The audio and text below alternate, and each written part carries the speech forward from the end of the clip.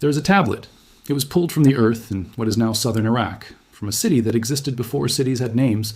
The clay is cracked at the edges, the cuneiform pressed into it by hands that have been dust for over 4,000 years. And on that tablet, translated not in a church, not in a seminary, not by anyone with an agenda tied to heaven or hell, there is a description, a clinical, almost bureaucratic description of what happens to a human being in the first 7 minutes after the heart stops. Not what happens to the body, what happens to you. Most people have never heard of it. That is not an accident. The information exists. The translations exist. The scholarly papers exist, buried in academic journals and archaeological reports that almost no one outside a very small circle ever reads. What you're about to hear has been known in various fragmented forms by historians of ancient religion for over a century. It has simply never been assembled in one place and told plainly. Until now, we are going to read it together.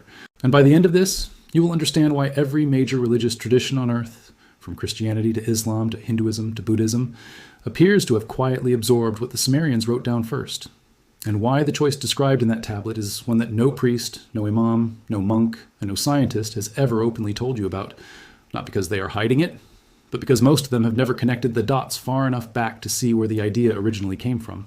Let us begin at the beginning. The Sumerians were not primitive people. This needs to be said plainly because the modern mind tends to file them under ancient mythology and move on. But Sumer was the civilization that invented writing. They invented the wheel. They built the first cities. They developed the first legal codes, the first schools, the first astronomical records precise enough that modern astrophysicists still use them to cross-reference celestial events. When Greece was still scattered fishing villages along rocky coastlines, when Egypt was still organizing itself along the Nile, Sumer had already been a functioning, literate, bureaucratically complex civilization for centuries, maybe longer. The question of just how long the Sumerian tradition extends before the written record begins is one that archaeologists are still actively arguing over. And the answers coming out of that argument are not comfortable for anyone who wants history to be simple. The Sumerians were obsessed with death, not in the way that frightened people are obsessed with it, not with avoidance, not with euphemism, but the way engineers are obsessed with a system they are trying to map. They wanted to understand it, mechanically, precisely. They wrote about the underworld, which they called the Kur, the way an architect writes about a building, room by room, gate by gate, rule by rule. The goddess Inanna descends into the Kur and must pass through 7 gates, surrendering a piece of her divine power at each one, until she arrives at the throne of Ereshkigal, her sister and the queen of the dead, stripped of everything that made her celestial. The story is not mythology in the dismissive sense. It is a technical document about what the Sumerians believed happens to consciousness as it moves through levels of existence it was not designed for. Among the many tablets recovered from sites like Nippur, Ur, and Lagash, a subset deals specifically with the transitional period, the window between biological death and what the Sumerians called the final passage. Scholars have debated for decades what exactly this period represents. Some call it metaphor, some call it theology. But there is a third interpretation, one that a growing number of researchers in comparative religion and early anthropology are beginning to take seriously, that the Sumerians were recording something they had observed across enough deaths with enough consistency, that they eventually codified it into something resembling a field report, the first 7 minutes. According to the tablets, the moment of biological death is not the end of conscious experience. It is, instead, described as a kind of pause, what the Sumerian scribes called the breath held between worlds. The specific cuneiform symbol used here is compound, one glyph for breath, one for a doorway that is neither open nor closed, a threshold state. The individual is described as still present, still aware, but no longer anchored to the body in the way that living people are. The attachment that tethers consciousness to physical sensation, to hunger and pain and the weight of limbs has been severed. And in that severance, something opens. And then, and this is where the tablets become extraordinary, they describe what happens to perception during this window. They describe it in detail, in sequence, as if someone had watched it happen many times and taken careful notes. The individual, according to the Sumerian record, first experiences what is described as a compression of memory. Not the loss of memory, a compression of it. Every moment of the individual's life, every choice, every action, every word spoken and word withheld is said to become simultaneously present, not sequential, not one after another like a film. Simultaneously, all at once. The Sumerians describe this as standing in the room of all your days at the same moment. Modern near-death experience researchers, working from thousands of documented accounts from people who were resuscitated from clinical death, call it the life review. The Sumerians called it namzu, loosely translated as knowing the self in totality. The vocabulary is different. The phenomenon described is identical. This is the first of the 7 minutes. In the second, the tablets describe the arrival of what they call the witnesses. These are not described as gods. They are not described as demons or angels or any being with a personal stake in the outcome. They are described, with unsettling neutrality, as presences whose function is administrative. They are there to observe, not to judge. That distinction is explicit in the original cuneiform, and it matters enormously. The word used for their role is closer to the Sumerian concept of a record keeper, a notary, a scribe, whose job is to ensure that what is accurately recorded, than to anything resembling a moral authority sitting in divine judgment. They are watching, they are cataloging, and they are, according to the tablets, already aware of everything the life review has just made present to the individual. They have not learned it from watching the review unfold. They already knew. They were always watching. In the third minute, and modern neuroscience has something deeply unsettling to say about this, which we will return to, the tablets describe as slowing, a kind of settling, the way disturbed water eventually goes still when the wind stops. The individual's awareness, previously overwhelmed by the totality of their own existence compressed into a single moment, begins to cohere, to focus. The noise of the full life review begins to organize itself around the dominant themes of that life, not the events, the patterns, the recurring emotional and psychological structures that defined how the individual moved through the world. And it is in this focusing, this distillation of a whole life into its essential character, that the nature of what the Sumerians are describing becomes fully clear. The individual, during these 7 minutes, is not passive. They are active. They are, in fact, making the most consequential decision of their existence. And most of them, according to the tablets, do not realize they are doing it. By the 4th minute, the Sumerian record describes what it calls the weight of the self. This is a concept that has no clean translation in English, but the closest approximation is this: the accumulated identity of a person, their habits of thought, their emotional tendencies, their dominant desires and fears, the things they loved and the things they could not let go of, takes on a kind of momentum, a gravitational pull. And in the absence of a body to anchor it, in the absence of the physical world to provide resistance and distraction, that pull becomes the primary force acting on consciousness. It begins to pull in a direction. And the direction of that pull, according to the tablets, determines what happens next. Here is where the Sumerians diverge sharply from every religious tradition that came after them, and where I need you to pay very close attention. They do not describe the afterlife as a destination assigned to you by a judging deity. They describe it as a direction chosen by you, chosen not consciously, not deliberately, but chosen by the weight of what you have made yourself into across the entirety of your life. The Kur, the underworld, was not a punishment administered from above. It was not a reward granted by divine mercy. It was a gravitational consequence, the same way that a stone falls when you drop it. Not because the earth is punishing the stone, but because of the nature of the stone and the nature of gravity. Consciousness, after death, moves in the direction of its own accumulated weight. And the tablets are very specific about this. The choice can still be made in minute 4. The weight is dominant, but it is not yet final. The individual still retains, for this brief window, the capacity to recognize the pull and to resist it. The capacity to choose, consciously, a different direction. But, and this is the critical detail, exercising that capacity in the 4th minute requires something that cannot be developed in the 4th minute. It requires a kind of awareness, a kind of clarity about the self and its patterns that can only be built over a lifetime of practice. You cannot decide to lighten the weight of the self at the moment when the weight is becoming your final direction. You can only do it now, in life, before the clock starts. In the 5th minute, something shifts irreversibly. The tablets describe a moment they call the sealing of the name. In Sumerian cosmology, a person's name is not merely a label. It is not what they are called by others. It is what they are. The name encodes identity at the most fundamental possible level. This is why Sumerian naming rituals were complex, multi-stage affairs involving divination and priestly consultation, and why knowing someone's true name was considered a form of real power over them, not metaphorical power, real power. At this moment in the transition, according to the record, the individual's name is sealed. Their identity crystallizes into its final form. The weight of the self becomes the direction of the self, and that direction is now permanent. The window is closed. 5th minute, the direction is locked. Now pay attention to what the tablets say about the 6th minute, because this is the part that every subsequent tradition in the ancient world borrowed, altered beyond recognition, and then embedded in ritual so that the original meaning was completely invisible unless you knew what you were looking for. The Sumerians describe the 6th minute as the moment of the gate. Not gates, plural, the way later traditions would multiply them into elaborate hierarchies of heaven and hell and purgatory and limbo and every other compartmentalized afterlife destination, but one gate, a single threshold, the only threshold that matters. And on either side of that gate, the experience of the individual diverges completely. Those whose weight has pulled them toward what the tablets call the light of Enlil, associated with the sky, with clarity, with the expansive principle of order and consciousness, experience the gate as open, as natural, as a return to something familiar, something that was always there beneath the noise of living. They pass through without effort because they were already moving in that direction before they arrived. Those whose weight has pulled them toward the core, toward density, toward contraction, toward what the tablets describe as the heaviness of unresolved desire, unfinished grief, unfaced fear, experience the gate differently.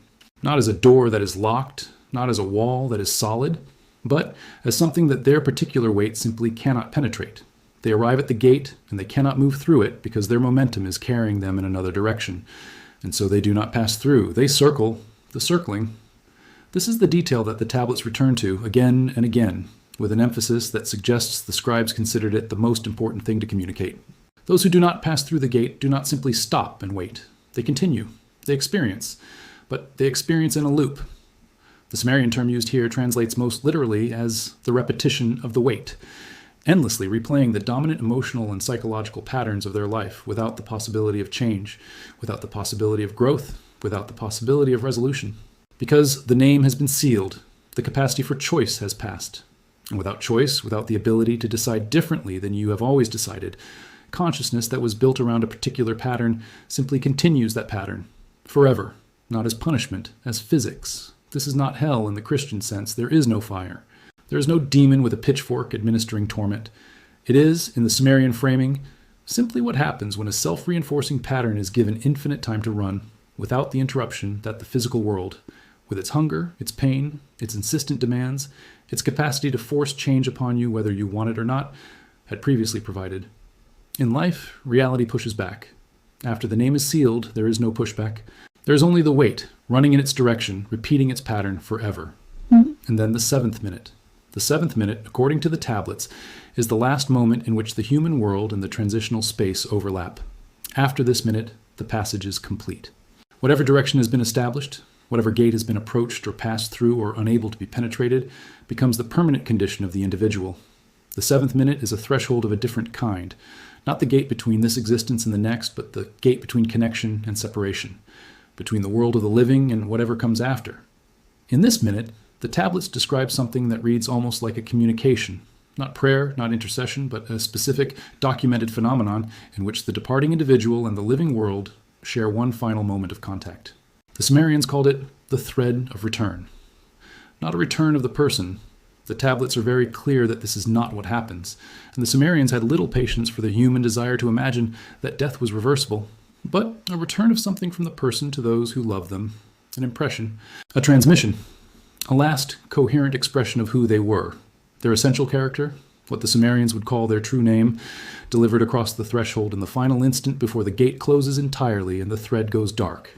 This is why the Sumerians placed such extreme importance on the rituals of the newly dead, not primarily to comfort the living, though comfort was a secondary benefit they acknowledged, but to keep the environment around the dying person as calm, as intentional, as free from the chaos of grief and panic as possible, so that the thread of return could remain open for the full 7 minutes without interference. The rituals were not religious performance. They were practical support for a process the Sumerians believed was real and measurable and worth getting right. Now, let us talk about what modern science has to say about all of this. In 2023, researchers at the University of Michigan published a study that has since become one of the most cited and most quietly alarming papers in neuroscience. They monitored the brain activity of dying patients in real time, specifically individuals whose hearts had stopped, and they recorded in precise detail what happened in the minutes immediately following cardiac arrest. What they found upended the assumption that had governed neuroscience's approach to death for decades. They found not a gradual fading, not a slow dimming of the lights as the brain ran out of oxygen and shut down. They found a surge, an explosion of neural activity. In the final minutes after clinical death, the dying brain exhibited a burst of high-frequency gamma wave activity, the specific brainwave pattern associated with heightened consciousness, with vivid dreaming, with the moments of deepest human awareness and most intense subjective experience. at levels that exceeded anything ever recorded in those same individuals during normal waking life. The brain, in death, was more active than it had ever been in life. The researchers were careful, as scientists must be. They noted that this did not prove subjective experience. They noted that the presence of neural activity does not necessarily imply an experiencing subject behind that activity. They noted that correlation is not causation and that the data required further study.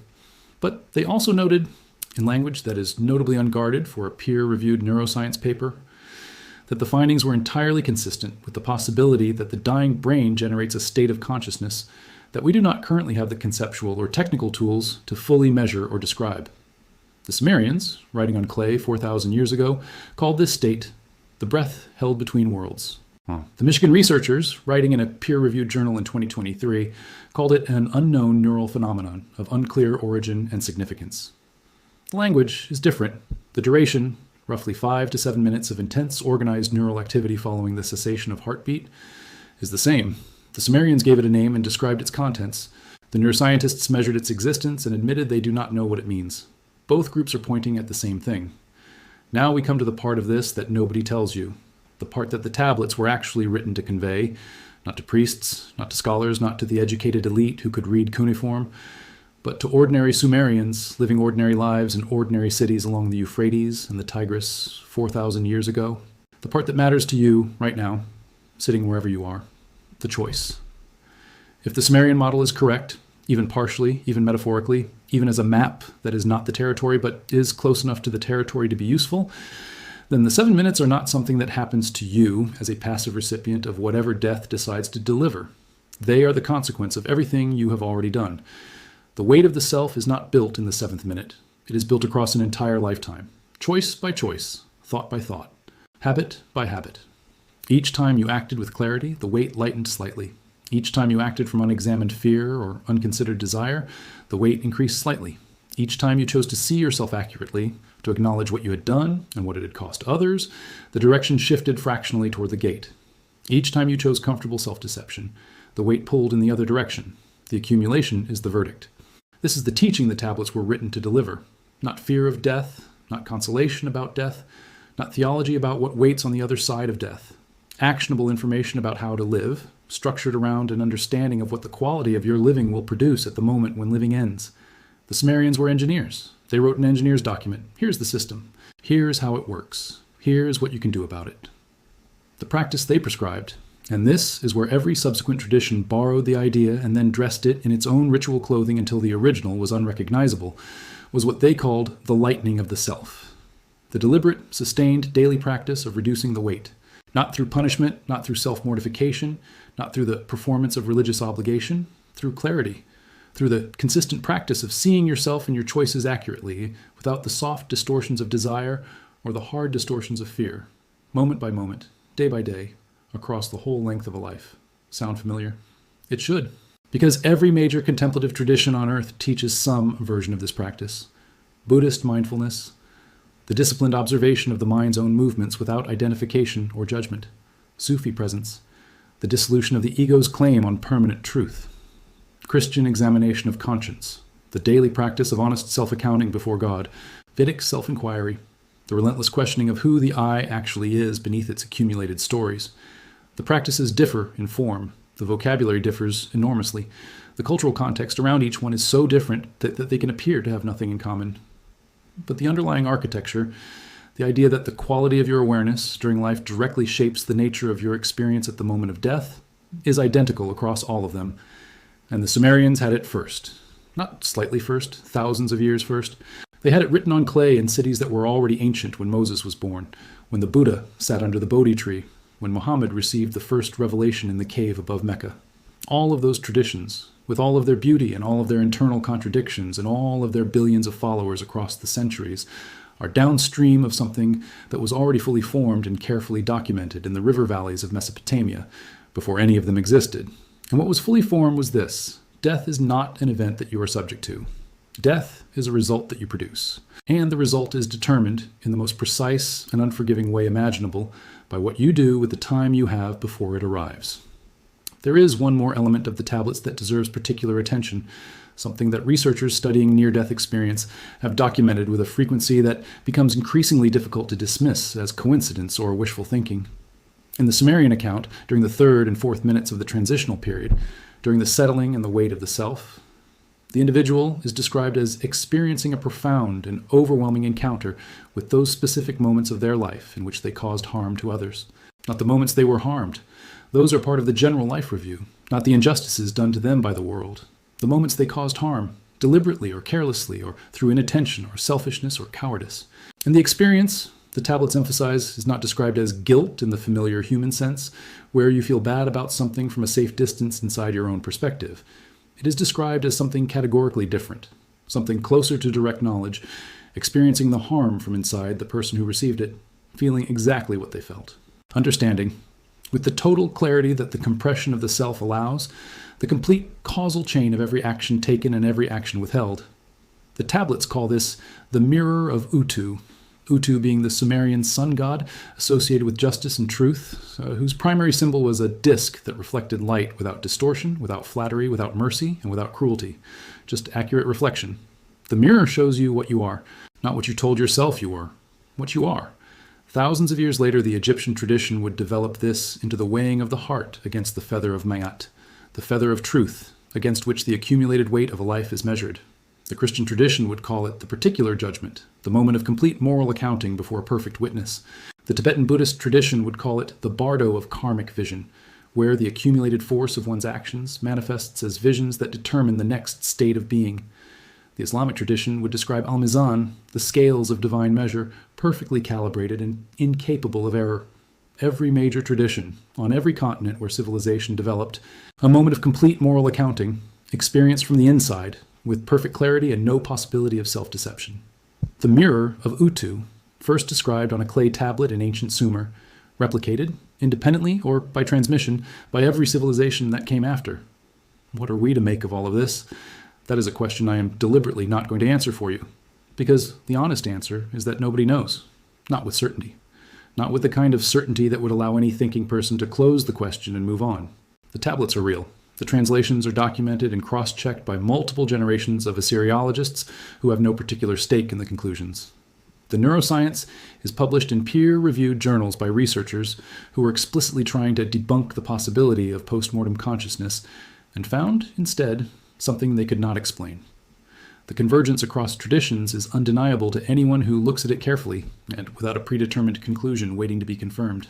But what it means, whether the Sumerians were recording genuine mystical experience reported by the dying and the resuscitated, or theological belief built from deep intuition about the nature of consciousness, or something observed empirically in the behavior of the dying and codified across generations into a working model, is a question that remains genuinely, honestly, uncomfortably open. What is not open is the practical implication.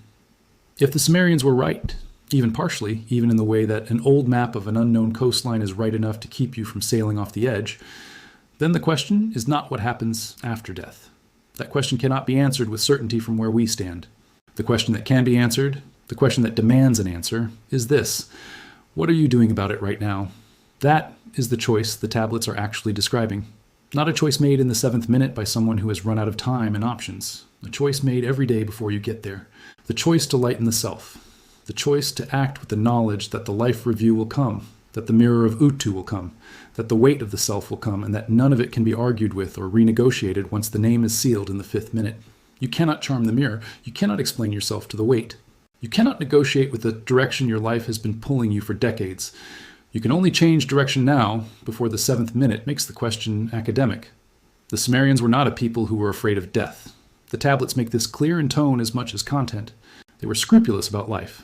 They understood, with the precision of people who had thought about this longer and more carefully than any tradition that followed them, that the two things are not separate, that what you do in one determines what you experience in the other. And they wrote it down on clay so that the information would survive, so that when the cities fell and the language was lost and the civilization became archaeology, the tablets might still be found, still be read, still deliver the message to someone who had never been meant to receive it. You are reading it now. The tablet has been waiting 4,000 years. The question it is asking has not changed.